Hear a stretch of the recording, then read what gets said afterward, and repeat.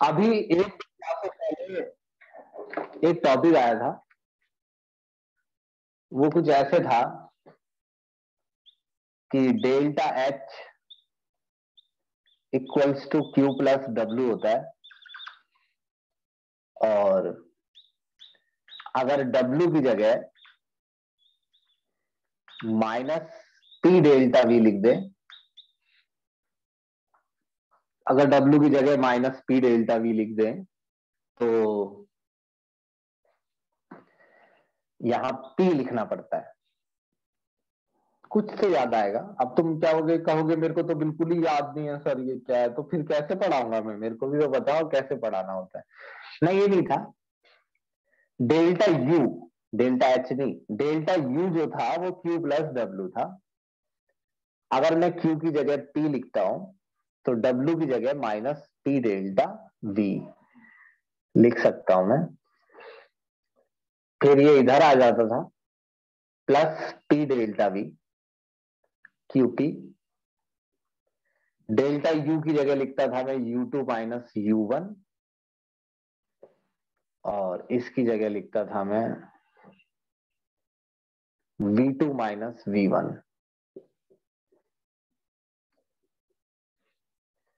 तो फिर ये मैंने एडजस्ट कर दिया था U two plus PV two minus U one, बताना है ये सब मेरे को, प्लस पीवी वन। फिर मैंने आपसे कह दिया था कि इस पूरी क्वांटिटी को लिख लो एच टू, इसको लिख लो एच वन और क्यूपी। फिर मैंने आपसे कहा था कि क्यूपी की जगह लिख लो डेल्टा एच, इनकी जगह। बताओ ये याद है? Yes sir. तो अब इसका करना क्या है? मतलब ये लिख तो दिया हमने यार, ये ना यही बात मेरे को पसंद नहीं आती है। ये इतनी चीज समझा दी मैंने भाई नकुल, 2 दिन से 2-3 क्लासों से काम जोड़ा है तुमने नया। वो ये काम है कि तुम लेट ही आते हो। अब तुम्हें पता है मैंने 5 मिनट में ये सब समझा दिया।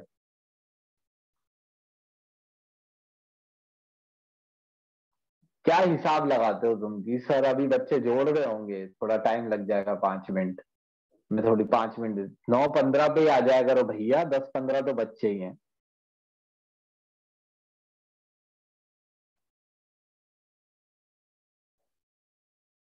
सुनो, अच्छा,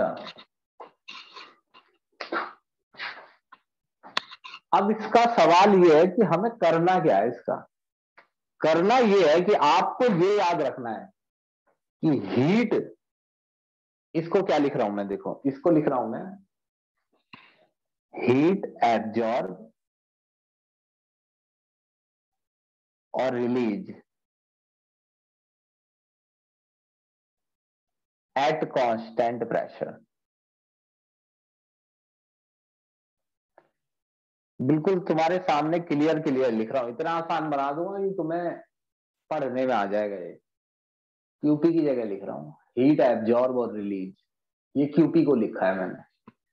तो हीट जितनी, अब सोचो जितनी हीट मैंने, मेरी बात, मेरे शरीर में जितनी हीट गई है या मेरे शरीर से बाहर निकली है, उतनी ही मेरी एंथैल्पी चेंज होगी। तो मैं तुमसे एक छोटा सा सवाल करता हूं। ये बम है जो दिवाली पर लगाए जाते हैं,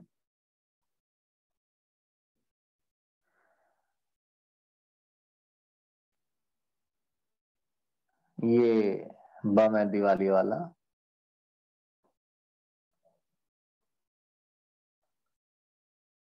हम्म, तो इसे मैंने जलाया, ये फटा और इसमें से हीट निकली। वो हीट गई कहां? एटमोस्फियर में, क्योंकि मैंने इसे खुले में फोड़ा है। अगर आपसे कोई पूछे कि आप मेरे तुम्हारे सर कितने प्रेशर पर रहते हैं, तो आप कहेंगे एटमोस्फियरिक प्रेशर पे। हम सब एटमोस्फियरिक प्रेशर पे हैं। जो भी चीज खुले में हो रही है वो एटमोस्फियरिक प्रेशर पर हो रही है। बहुत इंपॉर्टेंट लाइन है, सुनी ना हो ध्यान से वो बात अलग है। कोई भी काम अगर खुले में हो रहा है, कोई भी चीज अगर खुले में पड़ी है तो वो एटमोस्फियरिक प्रेशर पर है। जैसे छोटा सा कोयले का टुकड़ा खुले में पड़ा है और जल रहा है, तो हम कहेंगे कोयले का टुकड़ा खुले में जल रहा है, यानी एटमोस्फियरिक प्रेशर पे जल रहा है। गैस का अपना एक अलग प्रेशर होता है, वो पिस्टन के अंदर होता है या बर्तन के अंदर। अब अगर कोई चीज खुले में आ गई है तो उसका प्रेशर एटमोस्फियरिक प्रेशर के बराबर होता है, 1 atm या 1 bar। तो ये जल रहा है एटमोस्फियरिक प्रेशर पर, सुनना ये बात। और एटमोस्फियरिक प्रेशर इसके जलने से बदलेगा तो है नहीं, यानी ये जल रहा है कांस्टेंट प्रेशर पर। फिर आपने अगर मिस किया है तो फिर सुनिए, ये जल रहा है खुले में, खुले में जल रहा है, इसका मतलब एटमोस्फियरिक प्रेशर में जल रहा है। और एटमोस्फियरिक प्रेशर इसके जलने से बदलेगा तो है नहीं, इसका मतलब ये कांस्टेंट प्रेशर पर जल रहा है। कोई भी रिएक्शन अगर खुले में हो रही है या फ्रिक्शन लेस पिस्टन के अंदर हो रही है तो वो एटमोस्फियरिक प्रेशर पर चल रही है। इसने हीट रिलीज की 1000 जूल, 1000 जूल इसने हीट रिलीज की है, और खुले में रिलीज किया है तो कांस्टेंट प्रेशर पर रिलीज किया है। आपको बताना है कि इसकी एंथैल्पी चेंज की क्या वैल्यू है, डेल्टा एच कितना है इसका, बताओ। सर जो इसमें आपको हीट रिलीज हुई है 1000 जूल, हाँ या ना? Yes sir. Yes sir. हाँ जी, तो यही समझना है, जितनी हीट रिलीज हुई है, तो ऊपर वाली इक्वेशन यही तो कह रही है, जितनी हीट रिलीज हुई है या दी गई है वही क्या है, एंथैल्पी चेंज। ठीक जी, अब सुनिए जी।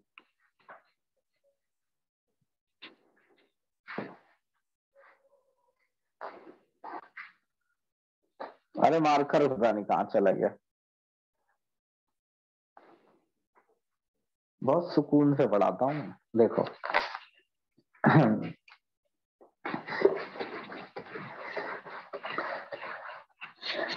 अब मैं पूछूंगा तो तुम्हें बताना है, ये नहीं है कि टीवी नहीं चल रहा है, एपिसोड नहीं है ये जो देखोगे तुम। सुनो, पहले हेडिंग देखो, एंथैल्पी ऑफ ए रिएक्शन। लंबा चैप्टर है, अगर समझोगे जल्दी तो समझा दूंगा जल्दी, ऐसी कोई दिक्कत नहीं है, थोड़ा टाइम लगता है ऑनलाइन में ज्यादा। Enthalpy of a reaction, sign देखो, delta R H. Enthalpy of a reaction मतलब वही है चेंज इन एंथैल्पी, इसका मतलब चेंज इन एंथैल्पी है। डेल्टा आर एच, आर मतलब रिएक्शन, डेल्टा एच मतलब एंथैल्पी चेंज, यानी इस सिंबल का मतलब एंथैल्पी चेंज ऑफ रिएक्शन। इस सिंबल को इग्नोर करने से क्या होगा, न्यूमेरिकल नहीं होंगे, ऐसे सिंबल अब लगातार आते रहेंगे। आप इन सिंबल से जितना बचेंगे, समझ लीजिए न्यूमेरिकल आपसे उतने ही दूर जा रहे हैं, इम्पॉसिबल होते जाएंगे। डेल्टा आर एच पहला सिंबल याद कर लीजिए, डेल्टा आर एच का मतलब है एंथैल्पी चेंज ऑफ रिएक्शन। इसका मतलब क्या है, जैसे मैंने ब्यूटेन जलाया, सुनना मेरी बात, जब ब्यूटेन किसी भी चीज को जलाते हैं तो उससे ऑक्सीजन जुड़ जाती है, और जलाने पर अगर सब्सटेंस के अंदर कार्बन है और हाइड्रोजन है तो ये बनता है। अभी आपको रिएक्शन कैसे लिखी जा रही है उस पर ध्यान नहीं देना है, अभी आपको समझना है कुछ। इस रिएक्शन में हीट देनी नहीं पड़ती है बल्कि हीट निकलती है, और ये वैल्यू लगभग होती है, जो हीट निकलती है वो बता रहा हूं मैं, और वो मैं देख के बताता हूं कितनी निकलती है। हीट निकलती है इसमें 2658, 2658, 2658 किलो जूल हीट निकलती है। जब हीट निकलती है तो वो माइनस में होती है, हाँ या ना? रिलीज सिस्टम है, ये सिस्टम है, ये कंटेनर के अंदर होंगे, ये सिस्टम है, तो रिएक्शन हमारी सिस्टम है। तो अगर रिएक्शन हीट रिलीज कर रही है तो माइनस में ही तो लिखूंगा, अगर मेरा शरीर हीट रिलीज कर रहा है तो मेरी एनर्जी घट रही है, क्योंकि मेरा शरीर हीट एनर्जी रिलीज कर रहा है, तो वो हीट माइनस में होती है, तो ये माइनस में हीट रिलीज है। आपको बताना है इस रिएक्शन का एंथैल्पी चेंज कितना है, बताओ। सर जितना चेंज आया हीट में। हाँ तो जी, क्या डेफिनेशन बताने की जरूरत है एंथैल्पी चेंज ऑफ रिएक्शन की? एंथैल्पी चेंज ऑफ रिएक्शन की डेफिनेशन है किसी,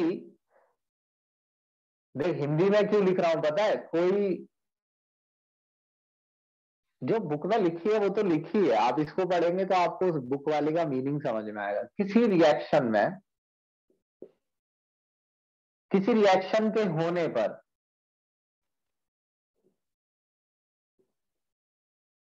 जो हीट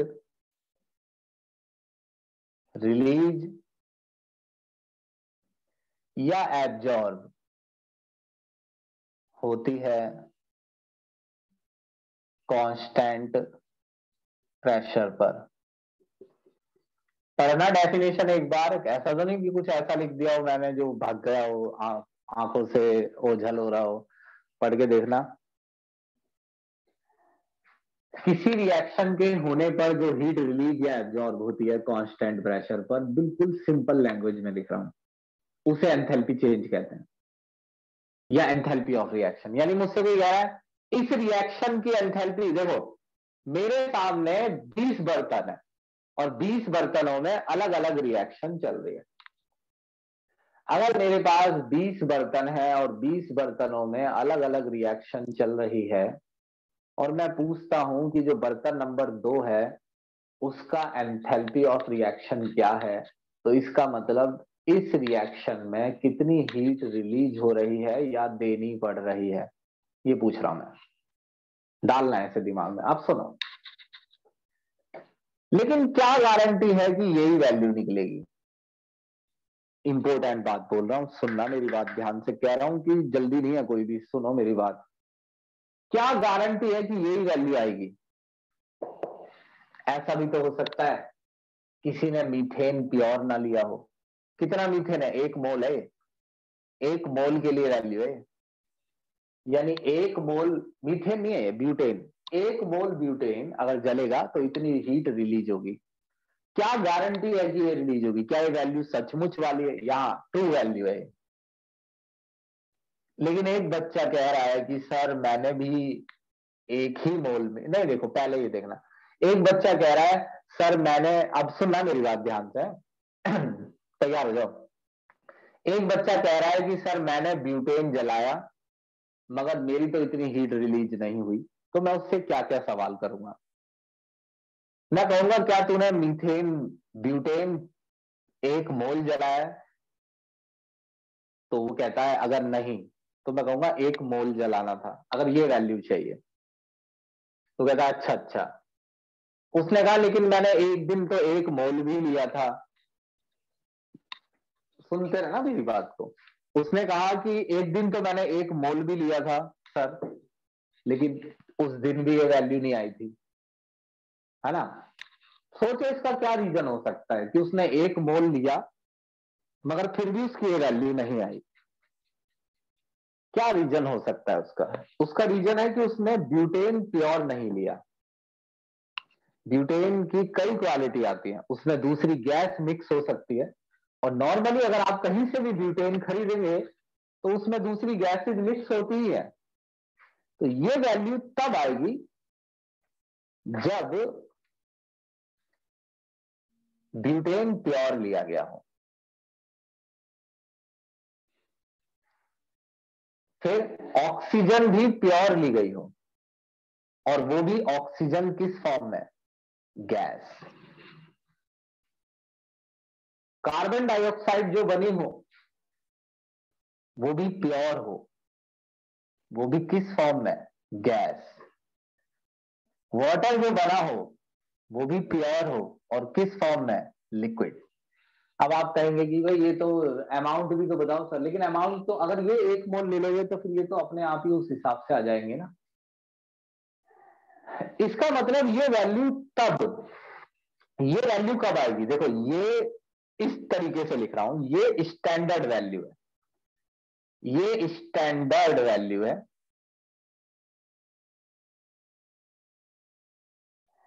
अब एक चीज समझना, स्टैंडर्ड वैल्यू क्या क्या होती है।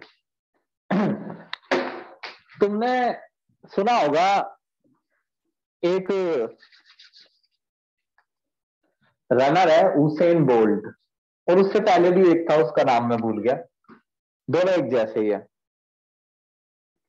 तो उसेन बोल्ट का एक रिकॉर्ड है, मुझे ठीक से याद नहीं लेकिन कुछ है, जैसे 8.7 सेकंड शायद, या 9 सेकंड ले लो, मतलब वर्ल्ड रिकॉर्ड है कि वो 9 सेकंड में 100 मीटर दौड़ा। मतलब ये ऐसा हो गया कि हमारे प्लेनेट पे सबसे तेज इंसान हो गया 100 मीटर की दौड़ में। तो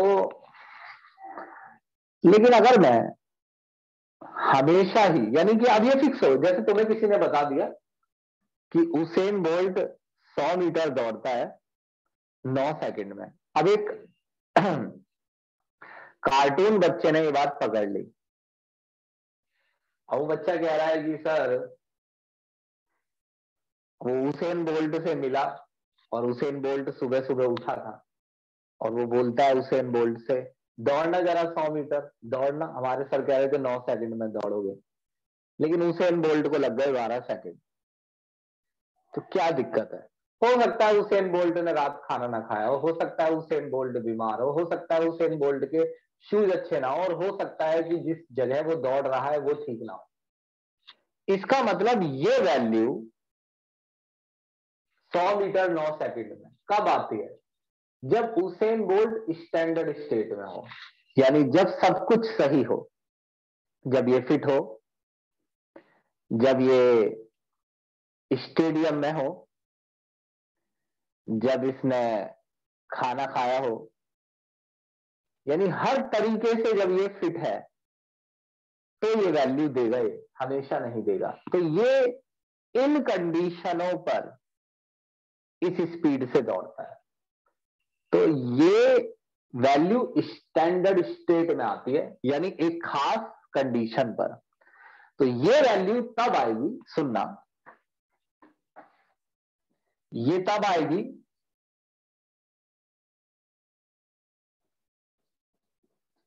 जब रिएक्शन में चार चीजें, चार की बात कर रहा हूं मैं। जब रिएक्शन में हर सब्सटेंस स्टैंडर्ड स्टेट में हो, जब रिएक्शन में हर सब्सटेंस स्टैंडर्ड स्टेट में हो। सवाल है स्टैंडर्ड स्टेट में कौन कौन होना चाहिए? चारों। अब स्टैंडर्ड स्टेट का क्या मतलब है? स्टैंडर्ड स्टेट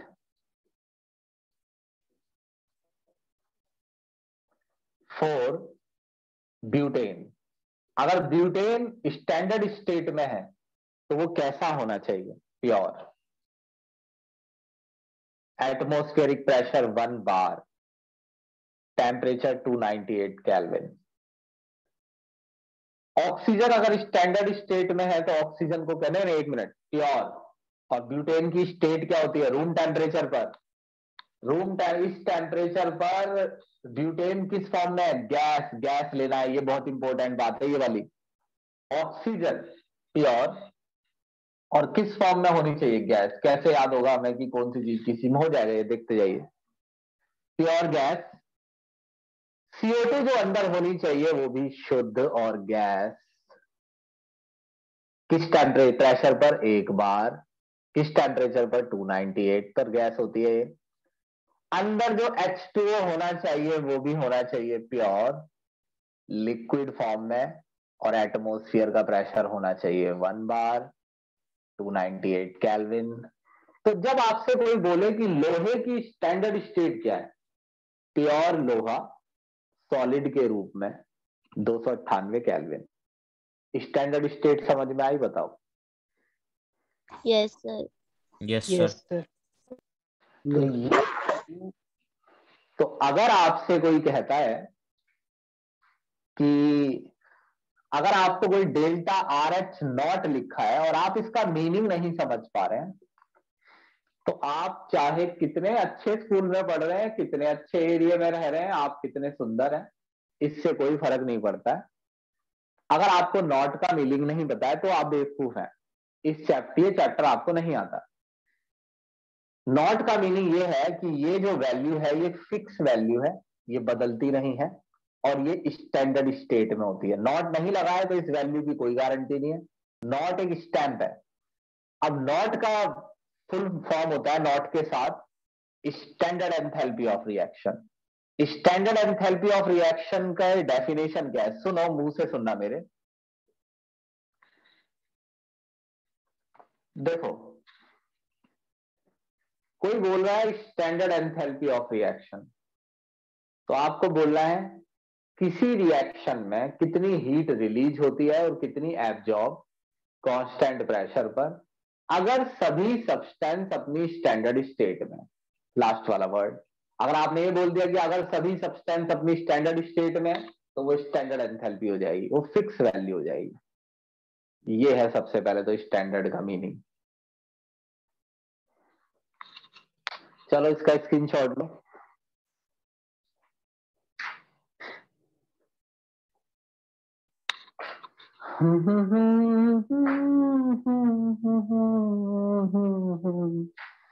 तुम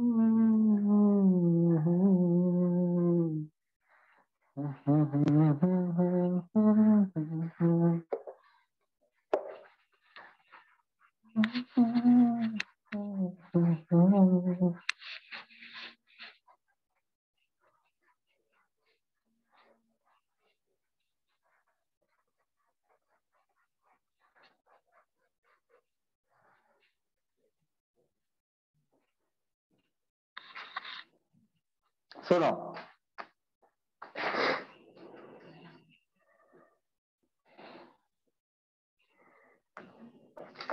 अच्छा एंथैल्पी, अच्छा ये साइन लिखा मैंने डेल्टा आर एच नॉट, इसका मतलब आप समझ गए कि ये हम बात कर रहे हैं स्टैंडर्ड एंथैल्पी ऑफ रिएक्शन की। अच्छा, लेकिन रिएक्शन अलग अलग टाइप की होती हैं, यहां से बहुत अच्छे से समझना है टॉपिक को। अच्छा, रिएक्शन मगर अलग अलग टाइप की होती हैं। रिएक्शन ऐसी भी होती है जिसमें किसी सब्सटेंस को मेल्ट किया जा रहा हो, मतलब सिर्फ मेल्ट ही किया जा रहा है और कुछ नहीं। जैसे मैंने लिया आइस और आइस को वाटर में बदल दिया। रिएक्शन ऐसी भी होती है कि किसी सब्सटेंस को वेपराइज किया जा रहा हो। रिएक्शन ऐसी भी होती है जिसमें किसी सब्सटेंस का कंबशन किया जा रहा हो। रिएक्शन ऐसी भी होती है जिसमें किसी सब्सटेंस को बनाया जा रहा हो। यानी रिएक्शन के अलग अलग टाइप होते हैं। आपको इन टाइप से डरना नहीं है, ये नहीं सोचना है कितने टाइप है, याद हो जाते हैं, बड़े 4 5 6 होते हैं, ये लिखे हैं, इनमें 2 3 और है। तो इसका नाम ना बदलता रहता है। जैसे आप किसी सब्सटेंस को मेल्ट कर रहे हैं और मेल्ट करने में हीट लग रही है, तो जो मेल्ट करने जो हीट लगती है या मिलती है, यानी ये सिंपल है कि हीट ही डेल्टा एच है ना। बार बार मैं इतना बड़ा सेंटेंस बोलूं, हीट ही डेल्टा एच है। तो इस रिएक्शन में जो हीट लग रही है वो कहलाएगी, मेल्ट होने को कहते हैं फ्यूजन। तो FUS एच नॉट, इसका मतलब ये हो गया कि कितनी हीट निकल रही है जब किसी सब्सटेंस को गलाया जा रहा है। सर मैं क्या कहते हैं? फ्यूजन। कितनी हीट निकल रही है जब किसी सब्सटेंस को वेपराइज किया जा रहा है। कितनी हीट निकल रही है जब किसी सब्सटेंस का कंबशन किया जाए। ये सारी एंथैल्पी है, यानी एक ही टॉपिक है ये, लेकिन क्योंकि रिएक्शन का टाइप बदलता है तो सिंबल बदलता है। मैंने आपको सिंबल सिखाया, ये नहीं कह रहा हूं, मैं सिर्फ इंट्रो दे रहा हूं कि ऐसा टॉपिक आएगा आगे कि अलग अलग टाइप की एंथैल्पी जाएंगी। समझ गए क्या है ये? बताओ। Yes sir. Yes sir. हाँ, तो ये आगे वाले टॉपिक की जानकारी दे रहा हूँ कि क्या आ रहा है, आने वाला है 5 मिनट बाद।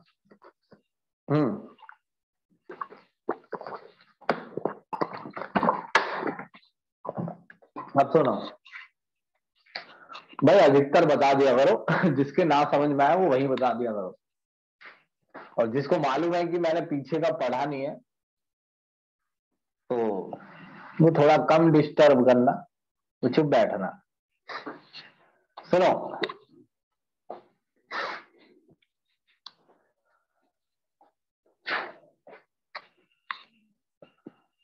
अगर मैं, अच्छा इस रिएक्शन को देखो ध्यान से, तुम बताना, तुम्हारे लिए बहुत सिंपल बना दूंगा मैं इसे। क्या हो रहा है इस रिएक्शन में, ये बताओ। सर सॉलिड से लिक्विड बन रहा है H2। हाँ, तो इस प्रोसेस को क्या कहेंगे हम? फ्यूजन।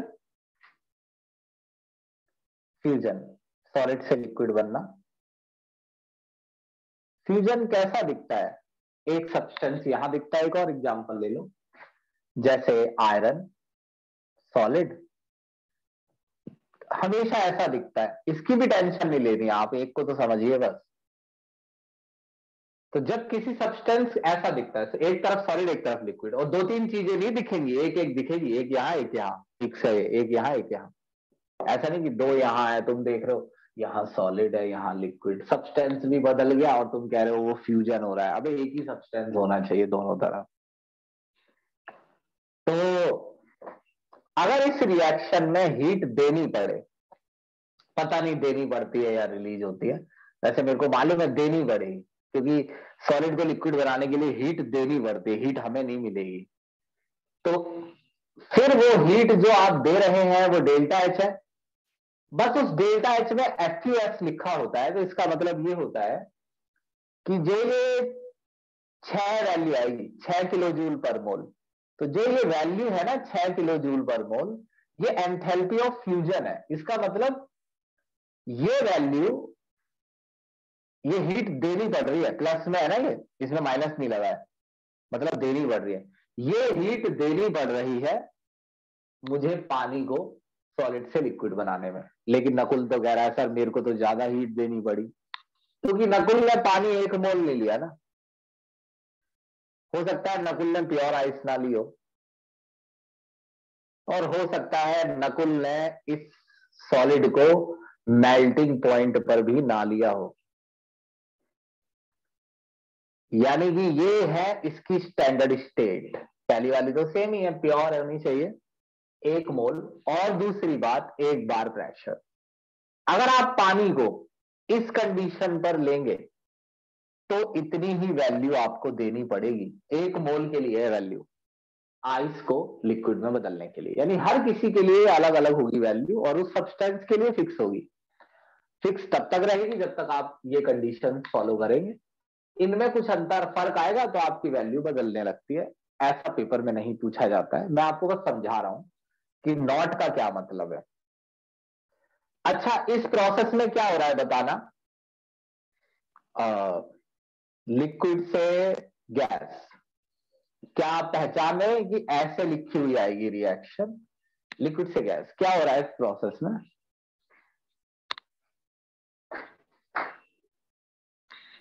फ्यूजन नहीं हो रहा सर। Sir vaporisation.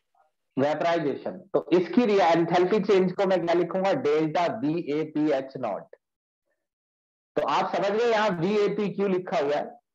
न्यूमेरिकल्स कराने के मकसद से ही टॉपिक समझा रहा हूं। VAP क्यों लिखा हुआ है समझ रहे हैं? Yes sir. Yes sir. Yes sir. अगर आपसे कोई हिंदी में पूछता है कि इस पूरे सिंबल का क्या मतलब है भाई साहब, ये कौन सा कोड वर्ड है, तो आप कहेंगे कि ये लिखा हुआ है कि कितनी हीट रिलीज हो रही है या एब्जॉर्ब हो रही है, किसी सब्सटेंस का वेपराइजेशन किया जा रहा है। कितनी हीट रिलीज हो रही है या एब्जॉर्ब हो रही है, किसी सब्सटेंस का फ्यूजन किया जा रहा है स्टैंडर्ड स्टेट पर। किसी सब्सटेंस का वेपराइजेशन किया जा रहा है स्टैंडर्ड स्टेट पर। कोई पूछता है स्टैंडर्ड स्टेट क्या, तो बोलना है सब्सटेंस जो जिसका वेपराइजेशन हो रहा है वो, ये थोड़ी थोड़ी बदलती रहती है, हल्की हल्की एक एक कुछ कुछ वर्ड, ये इसलिए लिख लिख के दे रहा हूं। तो वो सब्सटेंस 1 मोल होना चाहिए और प्योर हो, 1 बार प्रेशर पर हो, और ये प्रोसेस बॉइलिंग पॉइंट पर होगा। टेम्परेचर 298 नहीं लेना है, तो ये बॉइलिंग पॉइंट पर होता है लिक्विड से गैस।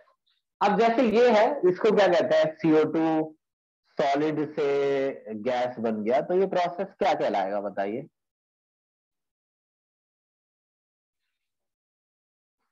Sir combustion. ये कंबशन नहीं होता, ये होता है सब्लिमेशन, सॉलिड से डायरेक्ट गैस बन जाना। तो अगर ऐसा सिंबल लिखा है तो आप क्या मतलब बताएंगे इसका कि कितनी हीट रिलीज हो रही है या एब्जॉर्ब जब किसी सब्सटेंस का सब्लिमेशन किया गया है और सब्लिमेशन करते समय सब्सटेंस को स्टैंडर्ड स्टेट में लिया गया है। आ रहे हैं सिंबल समझ में? बताओ। Yes sir. Yes sir. अब 1 मिनट रुको।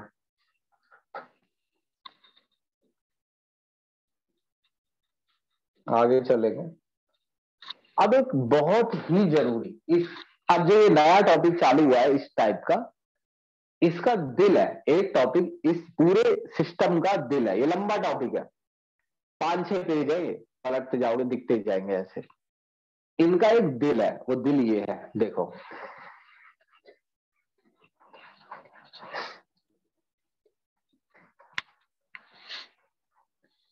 अगर आपको ये फॉर्मेशन लिखना नहीं आया या आपने मेरे से न्यूमेरिकल करते वक्त ये कहा कि सर आपने कार्बन के पीछे सॉलिड क्यों लिखा है, सर आपने यहां लिक्विड क्यों लिखा है, और वही बात मैंने बताई हुई है एग्जैक्टली और कहा हुआ है, तो उसमें होगा ये कि मैं बता तो दूंगा लेकिन आपको कुछ आने वाला नहीं है कहने का। अगर सिस्टम से आप बाहर हो गए, आप रैंडमली कुछ भी पूछेंगे, जैसे आप किसी रॉकेट के बनने के बारे में पढ़ रहे हैं, आप कह रहे हैं ये वाला नट क्यों लगाया हुआ है और ये एग्जॉस्ट में से क्या निकलता है, तो उससे कुछ आ थोड़ी जाएगा। वो तो सवाल है, आपके आंसर, आपका मन भरने के लिए आंसर दे दिए जा सकते हैं, मगर आपको रॉकेट इंजन काम कैसे करता है समझ में नहीं आएगा।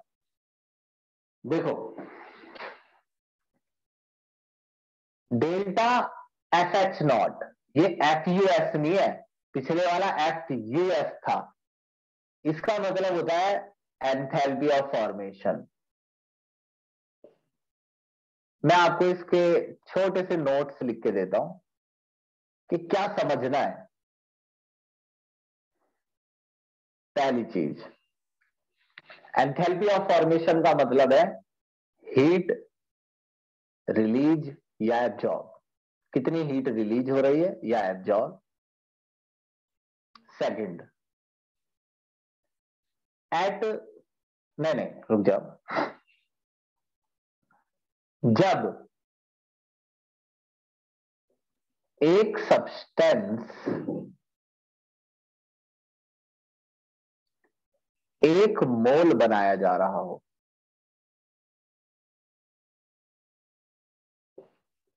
एक सब्सटेंस 1 मोल बनाया जा रहा हो, 1 मोल बनाना है किसी चीज को, 1 ही मोल।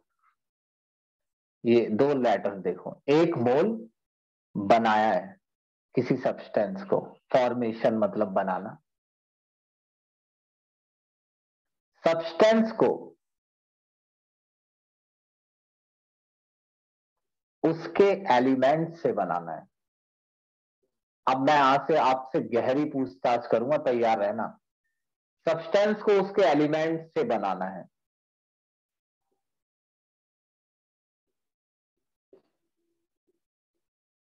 हर एलिमेंट स्टैंडर्ड स्टेट में होना चाहिए।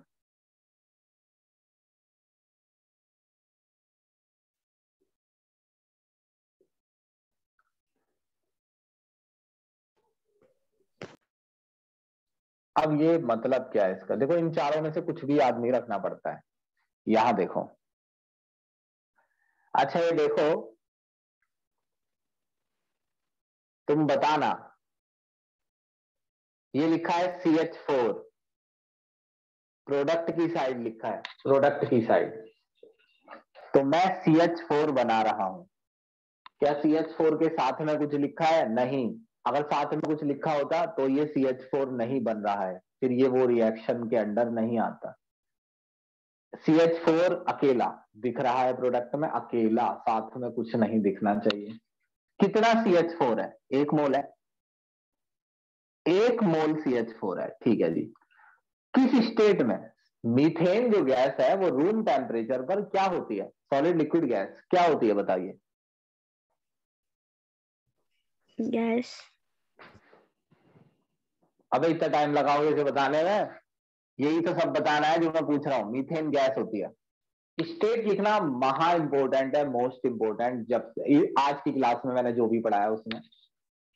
अच्छा, मीथेन बनाना कैसे, यहां पढ़ो। सब्सटेंस है मीथेन, 1 मोल है, बनाना है उसके एलिमेंट से, यानी आपको शुद्ध कार्बन लेना है और शुद्ध हाइड्रोजन। मगर क्या ये हाइड्रोजन की स्टैंडर्ड स्टेट लिखी हुई है तुमने? बताइए। H लिखना है कि H2? हाइड्रोजन किस फॉर्म में आता है? H2। H2। हाँ, यही सीखना है, तभी मैं कह रहा हूं मेरे साथ साथ बताना। H2। कार्बन में C लिखना है, C2? Sir carbon.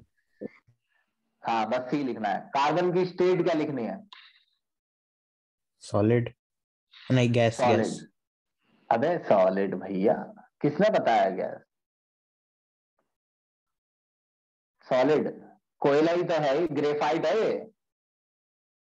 शुद्ध कार्बन ग्रेफाइट में होता है, शुद्ध कार्बन है ये, ग्रेफाइट है। H2 किस स्टेट में लेना है? पता गैस। करो भाई। गैस। अब इस रिएक्शन को ध्यान से देखो। इस रिएक्शन को कहते हैं फॉर्मेशन। ना कि आपको किसी रिएक्शन में मीथेन दिख जाए और आप कहने लगे कि मीथेन का फॉर्मेशन है। फॉर्मेशन जब भी होता है तो यहां पर लिखा होगा 1 मोल मीथेन, यहां लिखे होंगे एलिमेंट। अभी बहुत एग्जाम्पल आएंगे, एक नहीं बहुत, देखते जाना।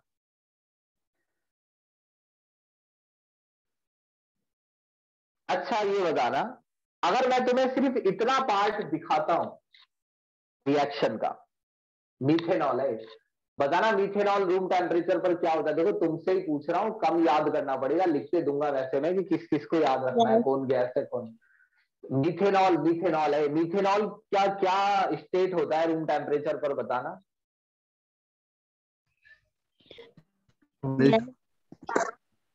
लिक्विड।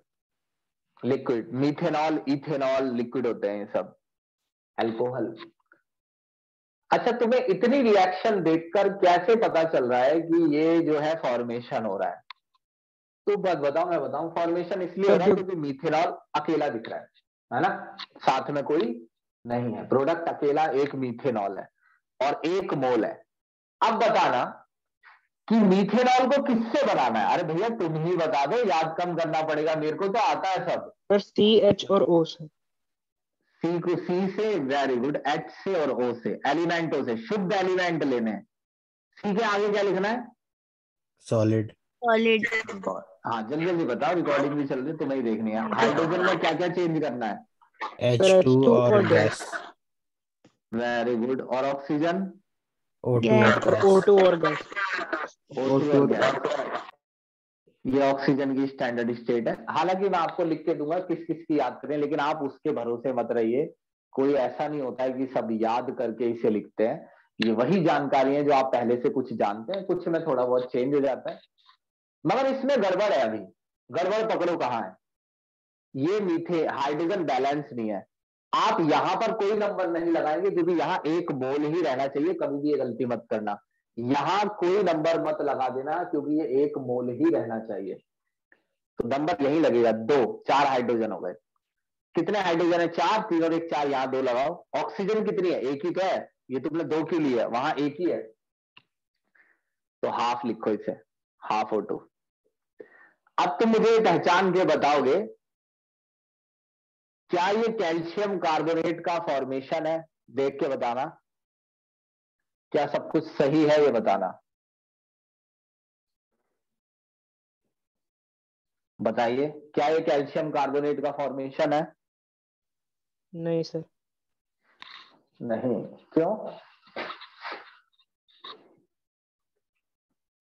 सर क्योंकि बताओ ना क्यों। CaO और CO2 प्योर, वो मतलब प्योर नहीं। ये कोई एलिमेंट नहीं है ना।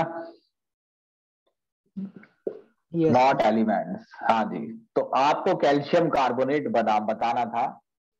बनाना था एलिमेंट से, तो वो कुछ ऐसा दिखेगा। अब बताओ कैसा दिखना चाहिए, क्या लिखूं सबसे पहले। चलो ये तो मैं लिख देता हूं, CaCO। अब क्या चेंज करना है बताओ, O में बताओ। सर O2 हो जाएगा और गैस। हाँ ये जरूर बताना है, O2 और गैस। सी में क्या चेंज करूं। Sir sir solid. सॉलिड है।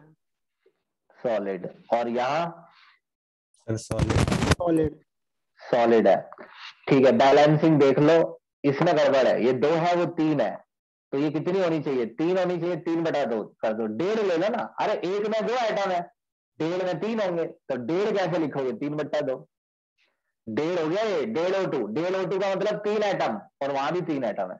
अच्छा ये बताना है तुम्हें कि ये HBr का फॉर्मेशन क्यों नहीं है, मतलब ये फॉर्मेशन नहीं है और ये क्यों नहीं है, ये बताना है।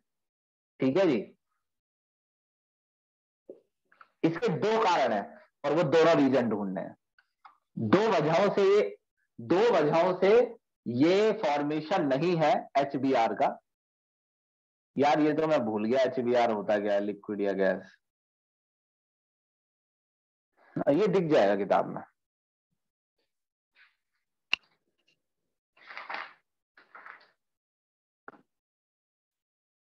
गैस है। हाँ बताओ, 2 वजह बतानी है जिसकी सर वजह एक से तो प्रोडक्ट फॉर्मेशन। साइड पे नंबर लिखा हुआ है 2। हाँ वेरी गुड, ये 2 नहीं होना चाहिए। और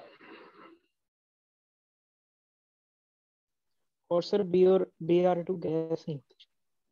हाँ ब्रोमीन गैस नहीं होती, ब्रोमीन क्या होती है, लिक्विड। ब्रोमीन याद दिलाता हूं, सारी जानकारी पहले की है। ब्रोमीन लिक्विड होती है कैसे। ब्रोमीन एक अकेला नॉन मेटल है जो लिक्विड स्टेट में पाया जाता है। ये क्वेश्चन तुम्हें याद कराया गया होगा पक्का 10th में, मेटल नॉन मेटल में। ठीक ठीक। तो यहां लिख के देता हूं मैं आपको कि अभी ये हो सकता है कठिन लगे, लेकिन ज्यादा दिन नहीं लगना चाहिए कठिन, क्योंकि हम रुकेंगे नहीं ज्यादा दिन। तो आपको हमारे साथ रहना है, पीछे नहीं कर देना है मुझे। अगर मेरे साथ साथ चलना है तो फिर मुझे घर बुला लो और मेरे को पूरे कम से कम 25,000 रुपए दो, जिससे मैं तुम्हारे साथ ही रहूं। खेलूंगा भी मैं तुम्हारे साथ और दवाई भी ले आऊंगा, कभी तुम बीमार पड़ोगे तो चिंता मत करो। और भी काम कर लेता हूं मैं। सुनो,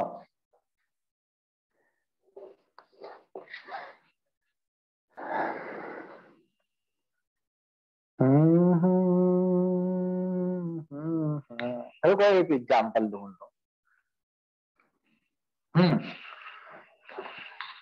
नहीं वो आसान है, इसलिए नहीं लिखा है। एक ग्लूकोज आसान है, बेंजीन ले ले, बेंजीन भी आसान ही है। देखो जिनके मैं बता रहा हूँ ना लिखने के लिए, यही पेपर में आएंगे, इनसे बाहर नहीं जाएगा ज्यादा। एक और लिख लेते हैं, चलो ग्लूकोज भी लिख लो। मुझे ऐसा कोई बहुत यूजफुल याद, हाँ ये लिख लो, सल्फर SO2।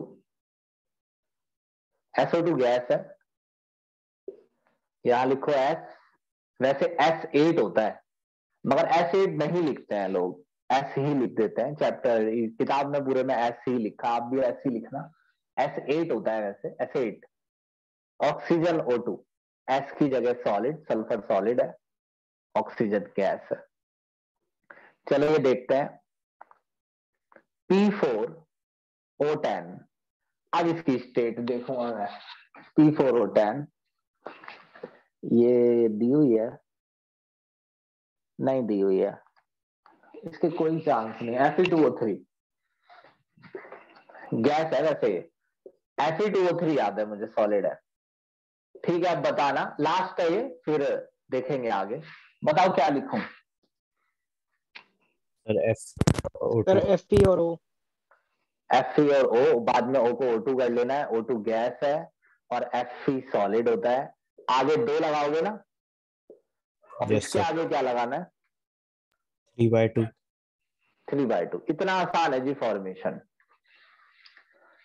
तो ऐसी रिएक्शंस को पहचानना ही नहीं है, लिखना भी सीखना है। क्या ये खत्म हो गया? जी बिल्कुल नहीं, खत्म नहीं हुआ है, चलता रहेगा, आप देखते रहिए। एक चीज सीखनी है, अगर आप ये चीज नहीं सीखेंगे आज, तो फिर आपका टॉपिक अधूरा रह जाएगा। इसलिए ऐसी गलती नहीं करनी है। सुनिए, आपको ये दिक्कतें नहीं आएंगी। कौन सी चीज क्या है, मैं लिख के बताऊंगा आपको कि क्या क्या याद रखना है। भाई अगर हम एंथैल्पी ऑफ फॉर्मेशन से आगे जा रहे हैं, अगर आपने आज ये नहीं सीखा है तो मुझे बता दीजिए क्या समस्या है। और अगर आप रिकॉर्डिंग देख के समझ सकते हैं तो कोई बात ही नहीं है, वरना मुझे पर्सनल मैसेज में भी बता देना, क्योंकि आपका आगे चलना बेकार हो जाएगा। ठीक है जी, सुनिए अब आगे। टॉपिक यही है, चेंज नहीं हुआ है अभी भी। अच्छा, मुझे एक चीज सिखानी है और वो सीखेंगे आप। अच्छा, कोई मुझसे पहले हेडिंग पढ़ना है ना। कई पेज करा दिए मैंने तुम्हें आज, अगली क्लास में भी कई करा दूंगा। कोई मुझसे एंथैल्पी ऑफ फॉर्मेशन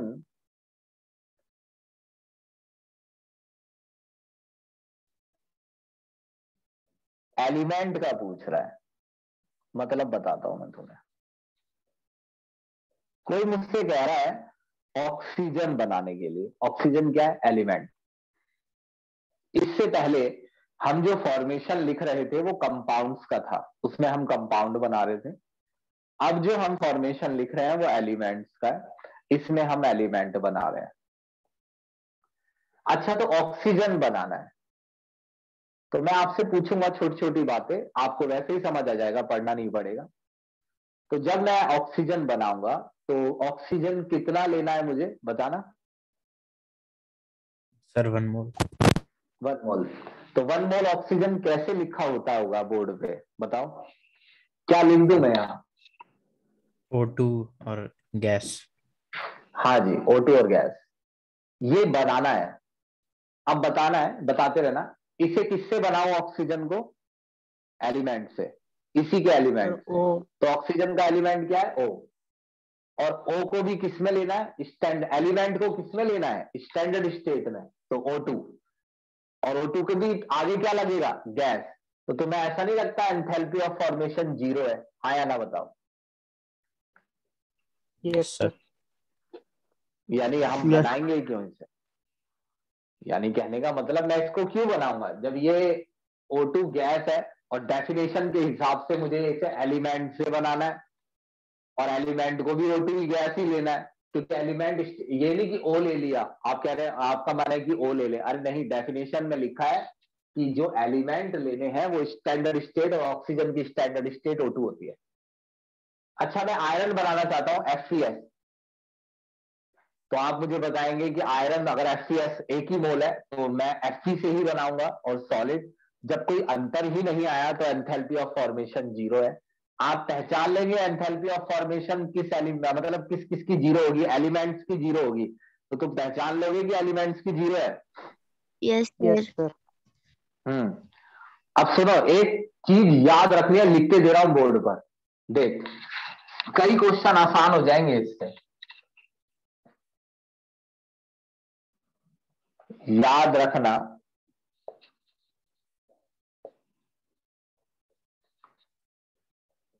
अगर एक रिएक्शन, इसे मिटा दो मेरे को।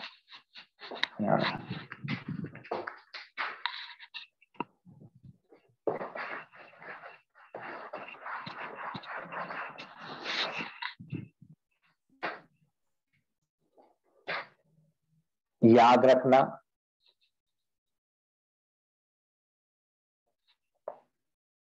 याद रखना,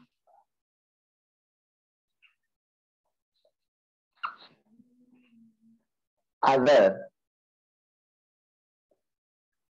एक रिएक्शन दी है, अब मैं एक नीचे रिएक्शन दे रहा हूं, रिएक्शन दी है, जैसे जैसे मतलब मैंने आपको रिएक्शन लिख के दिखा दी, ये रही CH4 गैस ये कोई सी भी रिएक्शन हो सकती है, जरूरी नहीं है फॉर्मेशन हो। यहाँ रिएक्शन लिखा है। भाई पैर इतने ठंडे हो रहे हैं, मैंने सॉक्स भी पहन रखे हैं और डबल लोवर पहन रखा है। भगवान, फिर भी लोग मनाली जा रहे हैं। सुनो,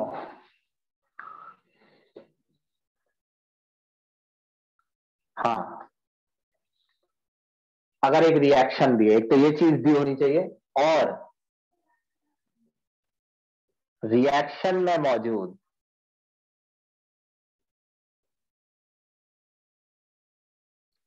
हर सब्सटेंस का,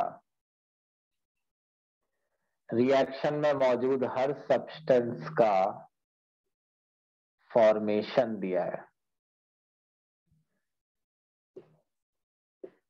रिएक्शन में मौजूद हर सब्सटेंस का फॉर्मेशन दिया है। अब आप कहें कि क्या दिया है? अरे लिखा तो मैंने फॉर्मेशन दिया है, मतलब इसके फॉर्मेशन में जो हीट निकलेगी, जैसे ये दिया है delta FH not of methane, मतलब क्या लिखा है? ये लिखा है मीथेन के फॉर्मेशन में कितनी हीट निकली।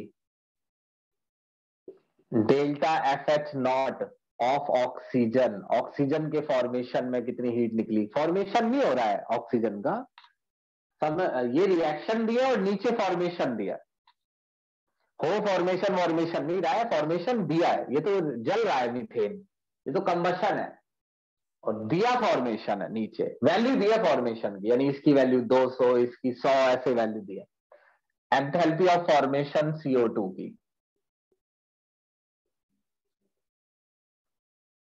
और एंथैल्पी ऑफ फॉर्मेशन H2O का। सबका फॉर्मेशन दिया, यानी इनके फॉर्मेशन में कितनी हीट रिलीज होती है। तो आप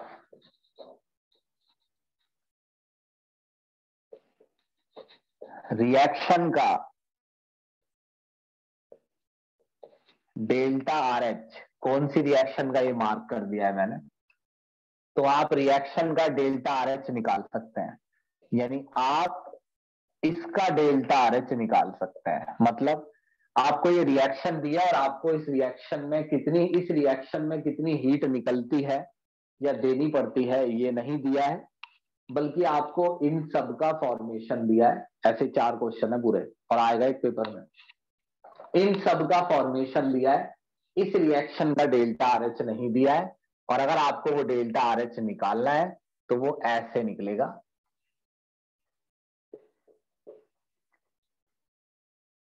डेल्टा RH नॉट,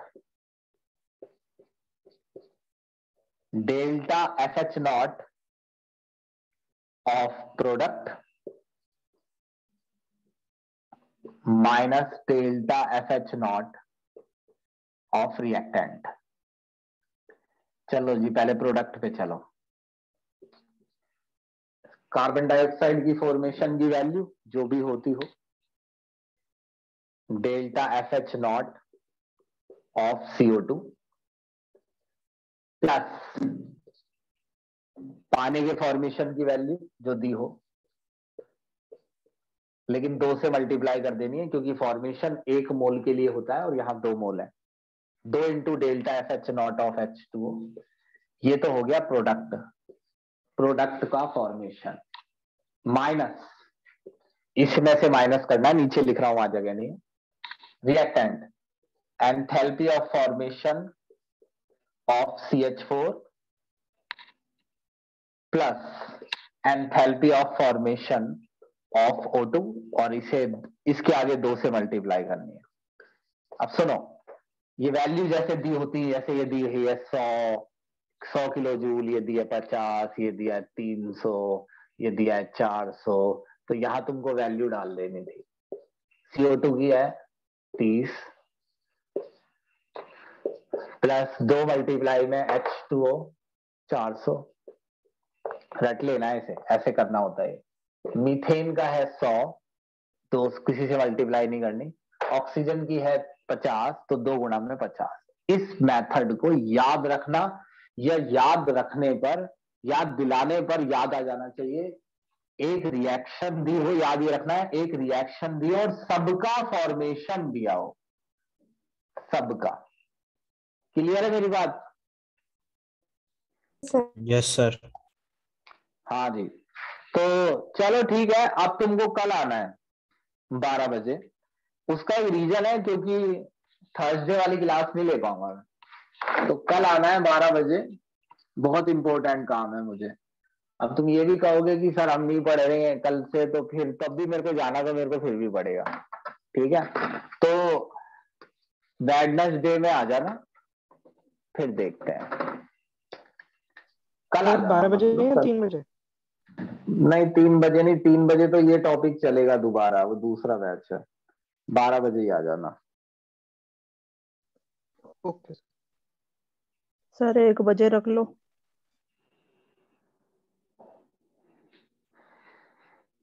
चलो 1 बजे आ जाना।